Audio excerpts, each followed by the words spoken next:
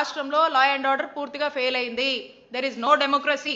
Indian constitution పక్కన పెట్టారు. ఈ రాష్ట్రంలో only red book politics, red book implementation మీద పూర్తి ఫోకస్తో ముందుకు వెళ్తున్నారు. అందుకే ఇవన్నీ జరుగుతున్నారు. వాళ్ళే అధికారంలో ఉండి ఈ విధంగా ప్రోత్సహిస్తున్నారు. ఒక్కటే చెప్తా అన్న, మీ అందరికి కూడా తెలుసు, మేము ఐదేళ్లలో మాకెంతమంది కార్యకర్తలు ఉన్నారు. మా పార్టీ మాకు మంచి మాస్ కార్యకర్తలు ఉన్నారు.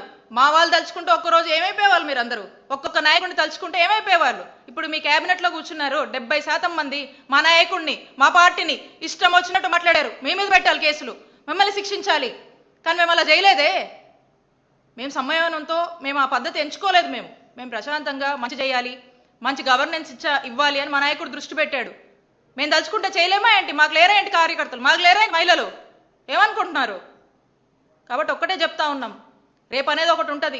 ప్రతి ఒక్కరు గుర్తుపెట్టుకొని ప్రజలకు మంచి పాలన ఇవ్వండి. ఈ అబద్ధాలు, ఈ పిచ్చి ప్రచారాలు మానుకొని మంచి పాలన ఇవ్వండి, మంచి చేయండి, ప్రజలు మనసు గెలుచుకోండి.